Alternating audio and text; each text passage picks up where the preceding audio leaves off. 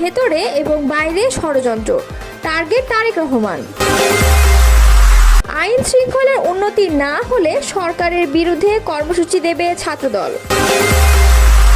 জাপার সাবেক ও বহিষ্কৃত নেতারা এক মঞ্চে দিলেন ঐক্যের ডাক। জবাবদিহিমূলক সরকার না এলে সংকট বাড়বে, সবকিছুর মেয়াদ উত্তীর্ণের তারিখও আছে। এতক্ষণ শুনছিলেন সংবাদ শিরোনাম, এবারে বিস্তারিত। আওয়ামী লীগের নিবন্ধন স্থগিত থাকায় নৌকা প্রতীক নির্বাচন কমিশনের তফসিল থেকে বাদ যাওয়ার দাবি জানিয়েছে জাতীয় নাগরিক পার্টি। একই সঙ্গে শাপলা প্রতীক তফসিলভুক্ত করার আবেদন জানিয়েছে দলটি। রোববার এনসিপির প্রতিনিধি দল আগারগাঁওয়ে নির্বাচন ভবনে প্রধান নির্বাচন কমিশনার এএমএম নাসিরউদ্দিনের সঙ্গে সাক্ষাৎ করে এ দাবি জানায়। প্রতিনিধি দলে ছিলেন এনসিপির মুখ্য সমন্বয়ক নাসিরউদ্দিন পাটোয়ারি, দক্ষিণাঞ্চলের মুখ্য সংগঠক হাসনাত আবদুল্লাহ, উত্তরাঞ্চলের মুখ্য সংগঠক সার্জিস আলম এবং যুগ্ম আহ্বায়ক খালেদ সাইফুল্লাহ ও যুগ্ম সদস্য সচিব অ্যাডভোকেট জহিরুল ইসলাম মুসা। এ সময় নির্বাচন কমিশনার আবুল ফজল মোহাম্মদ সানাউল্লাহ ও ইসি সচিব আক্তার আহমেদ উপস্থিত ছিলেন। বেলা 11টা থেকে 2 ঘন্টারও বেশি সময় ধরে সিইসির সঙ্গে প্রতিনিধি দলটির বৈঠক চলে। ত্রয়োদশ সংসদ নির্বাচন সামনে রেখে নির্বাচন পরিচালনা বিধিমালার প্রতীক তালিকায় নতুন যুক্ত করে সব মিলিয়ে 115টির বিষয়ে ভেটিংয়ের জন্য আইন মন্ত্রণালয়ে পাঠিয়েছেন। জাতীয় পার্টির বিভিন্ন সময়ে বহিষ্কৃত ও বেরিয়ে যাওয়া নেতারা আবারও এক মঞ্চে বসেছেন। দলকে নতুন করে শক্তিশালী করতে ঐক্যের আহ্বান জানিয়েছেন তারা। সোমবার রাজধানীর গুলশানে হুসেইন মোহাম্মদ এরশাদের 6ষ্ঠ মৃত্যুবার্ষিকী উপলক্ষে আয়োজিত স্মরণ সভায় এই নেতাদের একত্র দেখা যায়। সম্প্রতি জাপার চেয়ারম্যান জিএম কাদেরের দল থেকে 2 কো চেয়ারম্যান আনিসুল ইসলাম মাহমুদ, রুহুল আমিন হাওলাদার ও মহাসচিব মুজিবুল হক চূর্ণকে অব্যাহতি দেন। নতুন মহাসচিব নির্বাচন করা হয় শামীম হায়দার পাটোয়ারিকে। এরপরেই ঐক্য সভা গুরুত্বপূর্ণ বার্তা হয়ে আসে।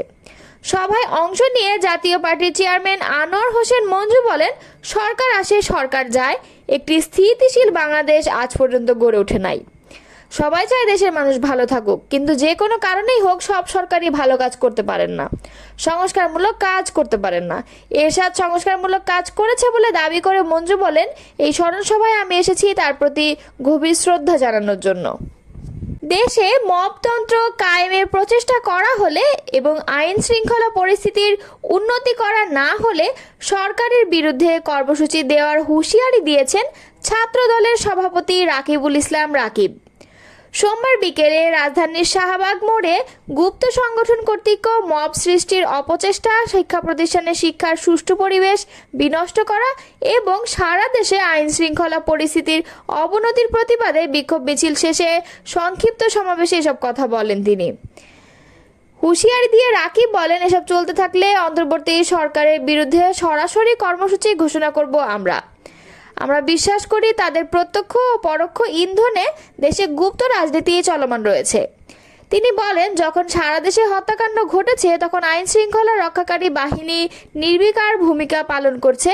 সেক্ষেত্রে অবশ্যই ডক্টর ইউনূসের নেতৃত্বে অন্তর্বর্তী সরকারের দায় রয়েছে, কিন্তু রাতের আধারে গুপ্ত সংগঠনের নেতা কর্মীরা যে মিছিল করেছে সেখানে তারা সরকারের ব্যর্থতা দেখে না।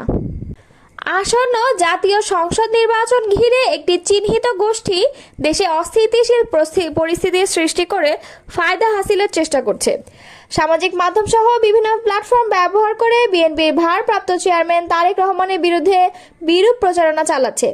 বিশেষ করে আওয়ামী ফ্যাসিস্ট শক্তির প্রেতাত্মারা নানা ছলচাতুরি করে আবারও জাতীয়তাবাদী শক্তিকে কোণঠাসা করতে চাইছে, কিন্তু ঐক্যবদ্ধ জাতীয়তাবাদী চিকিৎসক সমাজ তা সফল হতে দেবে না। চিহ্নিত এই ফ্যাসিস্ট অপশক্তির ঘোলা পানিতে মাছ শিকারের চেষ্টা রুখে দেওয়া হবে।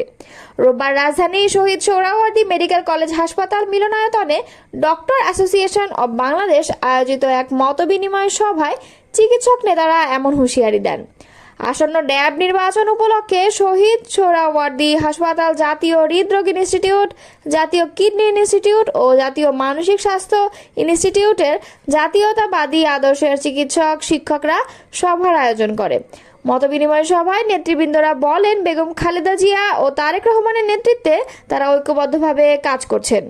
বিএনপির সিনিয়র যুগ্ম মহাসচিব রুহুল কবির রিজভী বলেছেন, রাষ্ট্রের ভেতর ও বাইরে থেকে গভীর চক্রান্ত চলছে এবং টার্গেট করা হয়েছে তারেক রহমানকে। জাতীয়তাবাদী শক্তিকে দুর্বল করার লক্ষ্যেই এসব হামলা চালানো হচ্ছে। রাজধানীর জাতীয় প্রেস ক্লাবের সামনে সোমবার ঢাকা মহানগর উত্তর দক্ষিণ ডক্টরস অ্যাসোসিয়েশন অব বাংলাদেশ উদ্যোগে বিএনপির ভারপ্রাপ্ত চেয়ারম্যান তারেক রহমানের বিরুদ্ধে একটি গুপ্ত সংগঠন কর্তৃক অপপ্রচার ও অবমাননাকর বক্তব্যের প্রতিবাদে এক প্রতিবাদ সমাবেশে তিনি এসব কথা বলেন। বিএনপির ভারপ্রাপ্ত চেয়ারম্যান তারেক রহমানের বিরুদ্ধে বিভিন্ন অপপ্রচার প্রসঙ্গে তিনি বলেন, তারেক রহমান টার্গেট হওয়ার কারণ হলো তিনি 10,000 মাইল দূরে থেকে দেশের মানুষকে সংগঠিত করেছেন। গ্রামাঞ্চল থেকে শহর এবং শহরাঞ্চল থেকে জাতীয় পর্যায় পর্যন্ত তিনি মানুষকে একত্রিত করতে পেরেছেন। তারেক রহমান কোনো অপরাধীকে প্রশ্রয় দেননি। যারা জাতীয় সংসদ নির্বাচন বিলম্বিত করতে চায় তাদের উদ্দেশ্যে বিএনপি স্থায়ী কমিটির সদস্য আমির খসরু মাহমুদ চৌধুরী বলেছেন, নির্বাচন যত দেরি হবে তত তাদের সুবিধা, কিন্তু বাংলাদেশের জন্য তো সুবিধা না।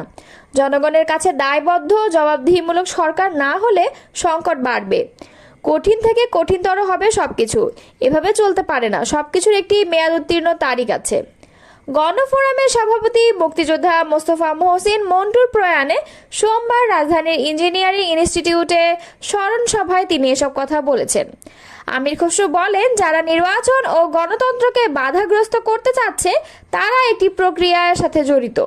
তারা বাংলাদেশে নির্বাচন চায় না। তারা মনে করছে নির্বাচিত সরকার এলে তাদের জন্য সুযোগ সুবিধা থাকবে না। বিভিন্ন বন্দোবস্তের নামে যারা নির্বাচনকে বাধাগ্রস্ত করতে চাচ্ছে তাদেরকে ক্ষমতা দেয়া হয়নি। পরিষ্কার কথা, বাংলাদেশকে সঠিক পথে না চালালে আবারও বিপর্যয় নেমে আসবে। তিনি আরও বলেছেন, আপনারা রাজনৈতিক দল গঠন করে প্রেসার গ্রুপের ভূমিকা পালন করবেন, নির্বাচনকে বাধাগ্রস্ত